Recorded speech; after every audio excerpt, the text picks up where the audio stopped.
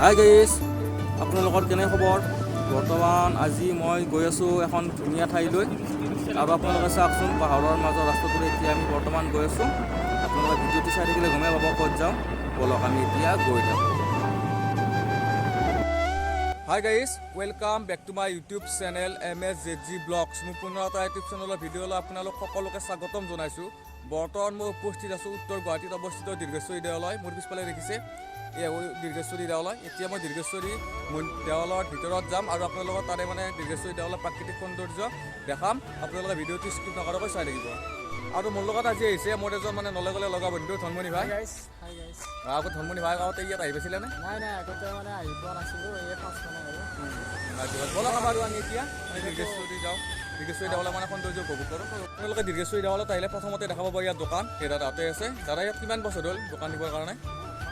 18 বছৰ হ'ল নেকি? 18 বছৰ দোকানেই দি আছে আৰু ইয়াতে এতিয়া ভক্তৰ সমাগম কেনেকুৱা হৈছে? এতিয়া অলপ কম, জানুৱাৰীৰ পৰা বাঢ়িব। এইটো আপোনালোকে দেখিছে দীৰ্ঘেশ্বৰী দেৱালৰ মুখ্য দুৱাৰ। এতিয়া আমি বলক গৈ থাকোঁ এতিয়া দীৰ্ঘেশ্বৰী দেৱালৰ ভিতৰৰ ফালে। ইয়াৰ সৌন্দৰ্যবিলাক উপভোগ কৰোঁ কেনেকুৱা। এতিয়া আমি দীৰ্ঘেশ্বৰী দেৱালৰ ওপৰৰ ফালে আহি আছোঁ চেৰি বগাই।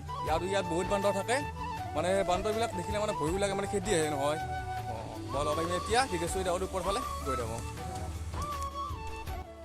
এই খেদিলে বান্দৰে খেদিলে আমাক খেদিলে।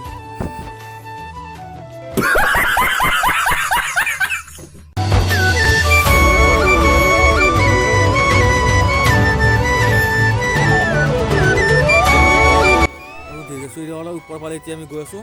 বহুত চিৰি বগাই ওপৰ ফালে যাব লাগে, কাৰণ ইয়াৰ ওপৰত মেইন মন্দিৰটো ওপৰত আছে। আৰু আপোনালোকে দেখিছে কাষতে এইটো হ'ল গণেশ মন্দিৰ। গণেশৰ ফটোখন চাওকচোন, শিলেৰে ধুনীয়াকৈ ৰেডি কৰি লিখিছে। আৰু দীৰ্ঘেশ্বৰী দেৱালত আৰু এটা হনুমান মন্দিৰ আছে। এইটো আপোনালোকে দেখিছে, এইটো হ'ল হনুমান মন্দিৰ। আৰু এইটো হ'ল হনুমানৰ চিত্ৰ শিলেৰে ধুনীয়াকৈ হেৰি হৈ উঠিছে আৰু ভাল লাগিছে। এতিয়া আপোনালোকে দেখিছে এই চিৰিকেইটা বগাই একদম ওপৰ ফালে যাব লাগিব, কাৰণ ওপৰত দীৰ্ঘেশ্বৰী দেৱালৰ মুখ্য মন্দিৰটো ওপৰত আছে। আমি এতিয়া ওপৰ ফালে গৈ আছোঁ, দীৰ্ঘেশ্বৰী দেৱালৰ ওপৰ ফালে পামেই আৰু এতিয়া গৈ। এইটো আপোনালোকে দেখিছে দীৰ্ঘেশ্বৰী দেৱালৰ ভিতৰত যোৱা মুখ্য দুৱাৰ। বলক আমি এতিয়া বাৰু দীৰ্ঘেশ্বৰী দেৱালৰ ভিতৰৰ ফালে গৈ থাকোঁ।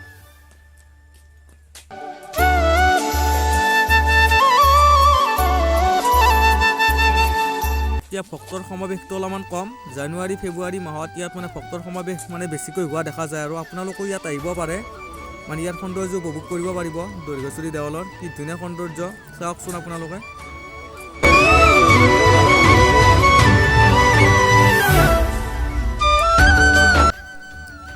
দীৰ্ঘেশ্বৰী দেৱালৰ চৌপাশৰ সৌন্দৰ্যটো চাওকচোন, কি ধুনীয়া। এইটো হ'ল দীৰ্ঘেশ্বৰী দেৱালয়, এইটো মুখ্য মন্দিৰ এইটো হয়। আপোনালোকেও আহিব পাৰিব ইয়াতে, বহুত ভাল পাব ইয়াত আহি পেলাই।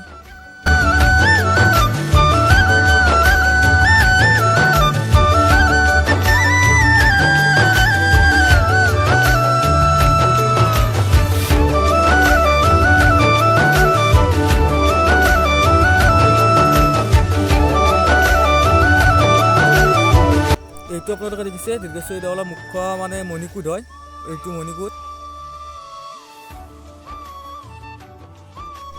আৰু দীৰ্ঘেশ্বৰী দেৱালৰ চৌপাশৰ প্ৰাকৃতিক সৌন্দৰ্য চাওকচোন, কিমান ধুনীয়া সৌন্দৰ্য। আপোনালোকৰ যদি ওচৰে পাজৰে কিছুমান ভিডিঅ' বনাব লগা জেগা আছে, মোক কমেণ্ট বক্সত কমেণ্ট কৰিবচোন। তাত গৈ মই ভিডিঅ' বনাব যত্ন কৰিম। ধনমণি ভাই, ইয়াত আহি কেনেকুৱা লাগিলে? ইয়াত আহি বহুত ভালে লাগিলে, অহা নাছিলোঁ, আজি ফাৰ্ষ্ট আহিব ভাল লাগিলে আৰু ভাল লাগিলে সৌন্দৰ্যটো ধুনীয়া। আৰু ইয়াত বহুত ভক্তৰ সমাৱেশ হোৱা দেখা যায় জানুৱাৰী মাহত। এই চাওকচোন আপোনালোকে, এই বান্দৰ কিমান বান্দৰ আহিছে ইয়াত, কিমান দৌৰি বান্দৰবিলাক আহিছে। মানুহকেইটাই কিবা এটা খোৱা বস্তু হৈছিল, খোৱা বস্তু দিওঁতে বান্দৰবিলাক চব আহিছে। আৰু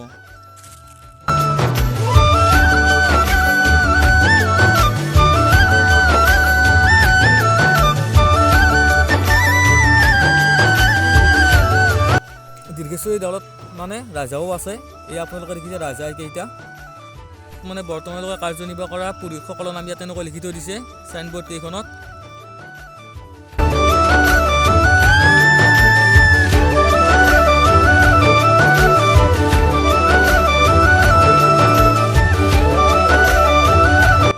চাইনবোৰ্ড আপোনালোকে দেখিছে বাৰ্ষিক উদযাপিত বিভিন্ন ধৰণৰ ধৰ্মীয় অনুষ্ঠানসমূহৰ নাম ইয়াত এনেকৈ লিখা আছে চাইনবোৰ্ডখনত। আপোনালোকৰ যদি ভিডিঅ'টো চাই ভাল লাগিলে লাইক কৰিব, শ্বেয়াৰ কৰিব আৰু নতুনকৈ এইটো কোনোবা মোৰ ইউটিউব চেনেলটো চাই আছে ছাবস্ক্ৰাইব কৰিব নাপাহৰিব। সকলোৱে ছাপোৰ্ট কৰি যাব, ইয়াক সদায় নতুন নতুন ভাল ভিডিঅ' এটা শিকিব আগলৈ। সকলোৱে ছাপোৰ্ট কৰি যাব। থেংক ইউ ভাই, থেংক ইউ। আৰু আপোনালোকৰ যদি ওচৰে পাজৰে কিছুমান ধুনীয়া জেগা আছে মোৰ কমেণ্ট বক্সত কমেণ্ট কৰি দিব আৰু তাত গৈ মই ভিডিঅ' বনাবৰ কাৰণে যত্ন কৰিম। পুনৰ এটা ভিডিঅ'ত লগ পোৱা প্ৰতিশ্ৰুতিৰে আজিৰ কাৰণে বাই বাই।